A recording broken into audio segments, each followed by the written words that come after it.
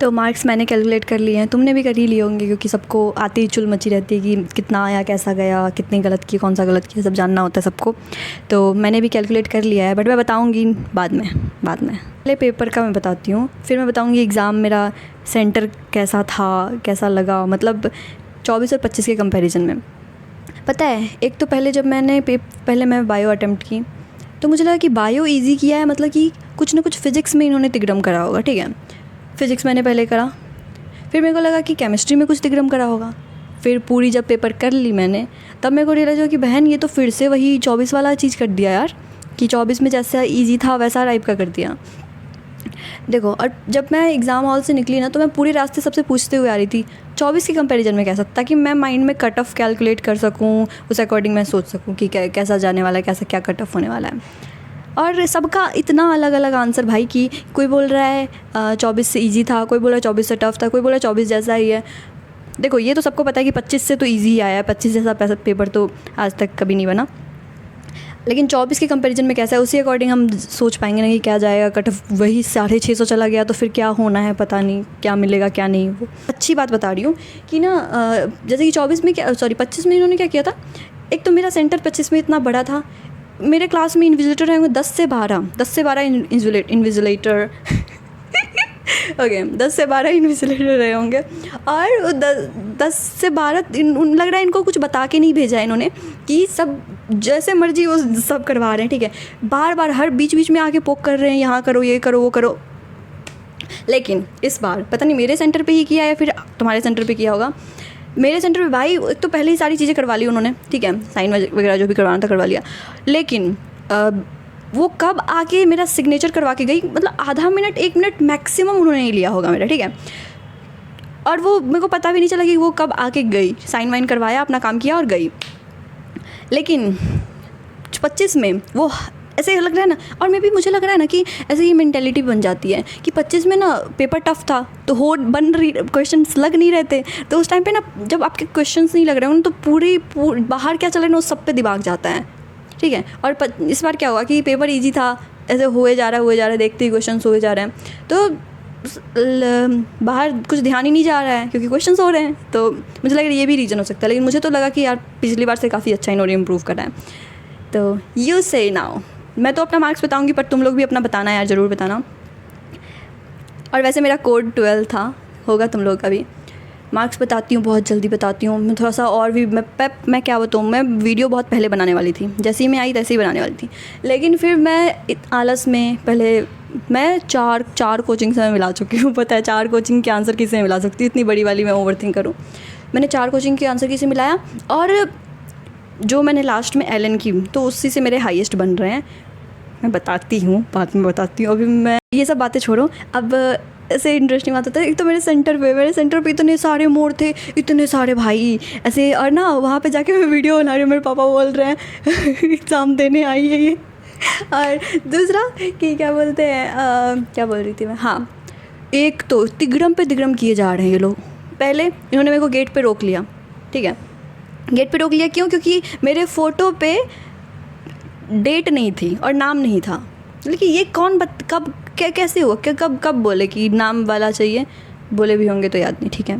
तो मैं गई वहीं पे, एक तो हमारे जो बड़े वाले सेंटर होते हैं या फिर जो अच्छे सेंटर्स होते हैं, मे बी वहाँ पे वो लोग प्रोवाइड करवाते हैं वो, ठीक है। तो मैं गई वो प्रिंटर वाले के पास, वो जहाँ पे सेंटर था वहीं पे था, तो मैं गई।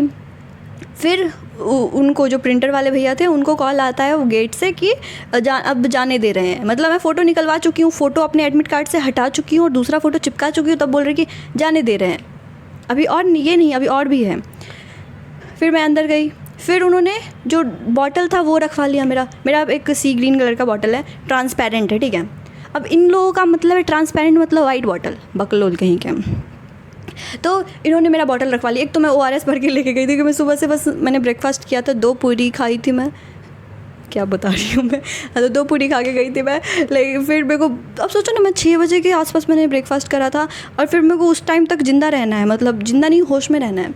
तो मैं ORS भर के लेके गई थी अपने बॉटल पे, वो बॉटल रखवा लिया। फिर जब मैं क्लास में बैठ गई, 10-15 मिनट मैंने ऐसे टाइम स्पेंड कर लिया, तब जाके खुद सामने से आके बोल रहे कि आप बॉटल ले जा सकते हो। व्हाट इज़ दिस, क्या से, हाँ। तो फिर मैं बॉटल लेके आई, फिर मेरे को मेरी जान में जान आए तो बस यही हुआ। और एक तो इतने सारे मोड़ थे, इतने में ऑफ टॉपिक क्यों चली जाती हूँ। हाँ ठीक है, पहले फिजिक्स करती हूँ फिर केमिस्ट्री करती हूँ। तो कुछ जिन्होंने केमिस्ट्री पहले किया है, फिर उन्होंने कुछ लोगों को बायो और केमिस्ट्री में इतना टाइम मिल गया कि उनके पास टाइम नहीं बचा। मेरे खुद के सेंटर पे भाई मैं देख रही थी कि जब पेपर लिया जा रहा था कोई देना नहीं, कोई नहीं, मतलब कुछ जो थे वो देना। और मैंने अपनी फ्रेंड्स लोगों से बातें की तो उन्होंने बताया कि सच में टाइम कम बचा। ठीक है, टाइम इनफ नहीं लग रहा था, लाइक कि बायो और केमिस्ट्री ने इतना टाइम ले लिया कि फ़िज़िक्स के लिए टाइम, किसी ने तो बोला कि फ़िज़िक्स का एक पेज ही पूरा स्किप हो गया। तो ये सारी चीज़ें देखते हुए भी मेरे को डर लग रहा है। देखो, एक मन कह रहा है, जब मैं पॉजिटिव चीज़ें देख रही हूँ, जब मैं देख रही हूँ कि 24 ईजी साइड पे था जो चीज़ें सोच के, तब लग रहा है कि शायद 600 तो जाएगा, 600 तो मिनिमम मान के चल रही हूँ, 600 तो जाएगा। लेकिन अब मैक्सिमम 650, तो अब पता नहीं, मैं खुद कंफ्यूज हूँ। तो मुझे बस एक चीज़ पता है कि मैं ड्रॉप नहीं ले रही हूँ। ठीक है, चाहे मेरा कुछ भी हो ना हो, कुछ भी हो, मैं ड्रॉप नहीं ले रही हूँ क्योंकि मेंटली मैं प्रिपेयर्ड नहीं हूँ। अब मैं हो गया बस, मतलब होता है ना, इस बार लग रहा है आई फील लाइक कि मेरे को जितना मैं कर सकती थी ना मैंने कर लिया। मतलब कि मुझे अब कोई बोले कि देखो 1 साल और दिया जाता तो तू कर लेती क्या, पहले तेरे को पास्ट में जाके कुछ चेंज करना होता कि ऐसे पढ़ना था वैसे पढ़ना, तो क्या तू कुछ चेंज करती? मैं बोली नहीं करती भाई, क्योंकि मैं जितना कर सकती थी अपने फुल पोटेंशियल पे जाके मैंने कर दिया। अब मेरे से नहीं होगा, मैं करना भी नहीं चाहती। अब इस बार मेरे को MBBS मिले बहुत अच्छी बात है, नहीं मिले मैं कुछ भी BDS BMS वेटरनरी कुछ भी लेके मैं बैठ जाऊँगी। भाई मुझे अब कॉलेज में जाना है, मेरा हो चुका है दिमाग ख़राब। तो मार्क्स मैं कभी और बताऊँगी क्योंकि मैंने कैलकुलेट कर रखा है, बट थोड़ा सा और आइडिया मिल जाए कि कट ऑफ वगैरह क्या जाने वाली है फिर मैं बता। तो ये सब की कितना छोड़ के आई हूँ, कितना करके आई हूँ, ये सब तो बात की बात है, बाद में बात करेंगे।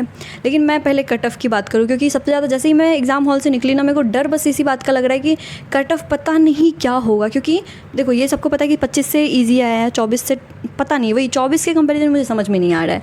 जब मैं कर रही थी पेपर तो मुझे आई फील लाइक कि 24 से ईजी था, कसम से बता रही हूँ। मेरे को लगा कि 24 से ईजी है। फिर मैंने और लोगों से पूछा, रास्ते में पूछते पूछते आई हूँ मैं कि, और सबसे मैं पूछ रही हूँ, जिसको देख रही हूँ, जिसको मैं जानता तक नहीं है, मैं सबसे पूछ रही हूँ कैसा 24 से ईजी, 24 से टफ।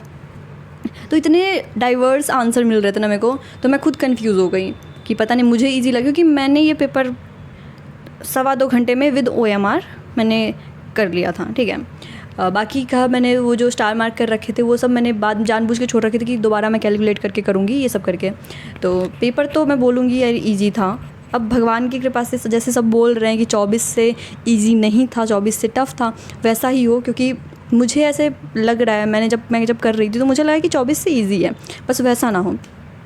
अगर 24 जैसा मान ले, 24 जैसा पेपर भी था तो फिर भी ना कट ऑफ का, जैसे कि मैं कुछ चीज़ें सोच रही हूँ कि जैसे कि 24 में क्या था कि ऑप्शंस थे हमारे पास कि छोड़ने के ऑप्शंस थे हमारे पास, क्वेश्चन छोड़ने के ऑप्शन थे। और दूसरा कि टाइम भी ज़्यादा था हमारे पास। एक तो ऑप्शन छोड़ने क्वेश्चन छोड़ने के ऑप्शन थे और टाइम भी ज़्यादा था।